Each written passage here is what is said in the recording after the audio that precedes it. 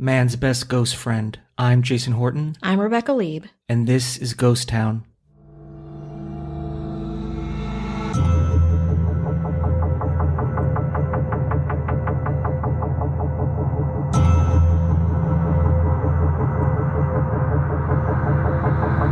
We talk a lot about ghosts. We talk a lot about menacing figures. We talk a lot about ominous notes, which we got this week. But we don't talk a lot about helpful ghosts or friends or people or pets. So I wanted to dedicate one of our episodes to some helpful ghost pets that I have researched, and I want to give the proper respect that I think that they deserve. Well, what you've said, your interactions were just kind of like short glimpses or like weird I did have feelings. A dream of somebody we both know that I was worried about. I'm going to tell you this name's on here. Somebody we were both worried about or concerned about, and this person was in my dream, but previous to that, my cat was in my dream, and he jumped in my lap and then jumped away, which I was like, well, you know what I mean? And then I got up and went to another room, and the person I was worried about was sitting there at the table. What? And I sat down next to him, and I probably was just like, hey, how have you been? What's going on? And then that's all I remember. Whoa. So I didn't know if there was some kind of connection there, but that was, I don't know. Just when I just remember waking up, it was just like a kind of a heavy thing, but it just could have been two things on my mind or. Yeah, maybe. But I like linking those two things. I think that's very creepy. These are pets that are from way back when and also pretty current. And if you, after listening to this, have some helpful pet stories, not just ghost pets, I'll take a helpful pet story. DM me. I don't care. We're going to start first with the Demon Cat of DC. The United States Capitol building is said to be haunted by the ghost of a demon cat, which sounds bad. It sounds bad. This legend or story or tale dates back to at least the 19th century. And again, demon sounds bad. Glowing red eyes is bad. Appears out of nowhere to scare people, also bad. But, says Steve Livengood, the chief tour guide of the U.S. Capitol Historical Society, it may go back to post-Civil War area. People would see this cat. The most common version of the legend goes that a guard was on patrol one night when he saw a black cat approaching. In these days, cats were not an uncommon sight in the building, introduced to control the rodent population. However, as the cat came closer, it grew in size until it was as large as a tiger.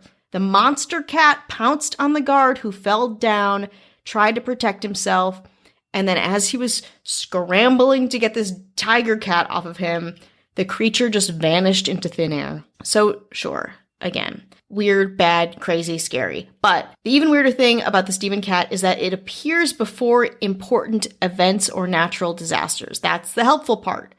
It was seen before the stock market crash of 1929 and the assassination of President Kennedy in 1963. A couple of features in the Capitol building are said to be evidence of the demon cat's existence. The most famous of these is a group of shallow paw prints in the concrete of the small Senate rotunda. This is real. You can find pictures online of this. In 1898, the Capitol building was damaged by a gas explosion, and according to Livengood, in some spots, the original stone was replaced by concrete. It's quite possible that a cat walked across the wet concrete, he says, just enough to leave some impressions. It's as you come out of the old Supreme Court chamber. There may be 6 or 8 pretty clear ones. Is that a ghost cat? Not helpful. In another part of the building, Livengood also notes that the letters DC have been scratched into the concrete. Everyone says that's the demon cat putting its initials there. I don't know any cats that can write English, but sure. The more rational explanation for the demon cat is that Capitol guards would get so drunk they'd fall down, so when one of the building's cats came and licked their face, they assumed it must have been larger, monster-sized or something. But when the guard in question reported their, kind of cat encounter to his superior, the boss couldn't really discipline him for drinking because, people drink. So the guard would simply have been sent home to, work off their hangover, take some ibuprofen. Then the other guards realize that if they see the cat and get attacked, they get a day off and get to sleep it off. And that's how stories get written, with very lax labor laws. The Washington, D.C. female roller skating team, the Demon Cats, is named after this cat. So, problematic, but very helpful. So if you see this cat when you're on a DC tour, when we get to do tours at some point in our future, maybe something bad. It didn't predict anything in 2020 though, so I will say that. Remains to be seen. Okay, how about another cat? Wiggy the cat. Nursery school teacher Deborah Tadman had this cat named Wiggy, who unfortunately passed away. Grief-stricken, she called an animal communicator named Sharon Callaghan, who still practices, I looked her up, to contact the spirit of Wiggy. As Deborah recounts, Wiggy and I have a very close relationship, and I felt as if I had lost a child. He had seen me through a marriage, divorce, other relationships, 3 house moves, and other life experiences. She didn't want to get into it, but other life experiences.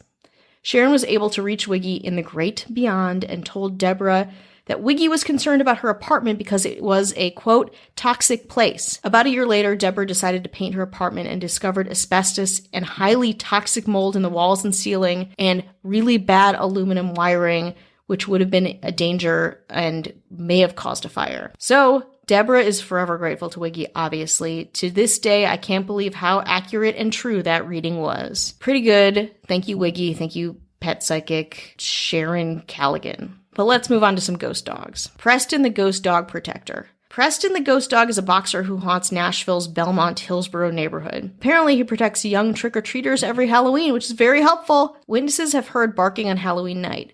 Others say if you walk too slowly or stop in the middle of the street, the dog, Preston, will bump and nudge you along so you don't get hit by a car or are in danger of anything. An old woman who lived in the neighborhood used to leave a dog biscuit for Preston on her porch every Halloween night for so many years. That's very nice. How about this one? The Blue Ghost Dog. The Blue Ghost Dog might be one of the oldest ghost stories in the United States, dating back to the 1700s. As the story goes, Maryland Revolutionary War soldier Charles Thomas Sims was attacked by a pack of thieves after a night of drinking and bragging about the amount of gold he had. One of those listening was Port Tobacco, Maryland resident Henry Hanos. When Sims left the bar, Hanos and some others followed him. They overtook Sims and his dog along Rose Hill Road, attacking him and killing both Sims and his dog. They fell on a rock, their bodies were on a rock near the road. Hanos took the fortune, the gold, I guess, that was on this man's person and buried it beneath a nearby holly tree and fled. But when Hanos tried to retrieve his treasure, Sims' dog, dead, wouldn't have it. The legend says that the ghost of a large blue dog appeared, howled, and charged at Hanos.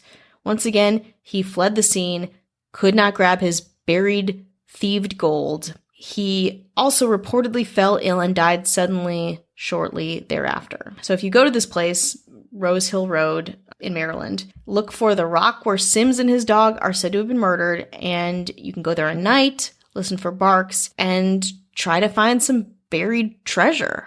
That's a fun tourist activity. COVID friendly, too. If you have any stories of helpful ghosts, dogs, cats, birds, turtles, koi fish, humans, we would love to hear them.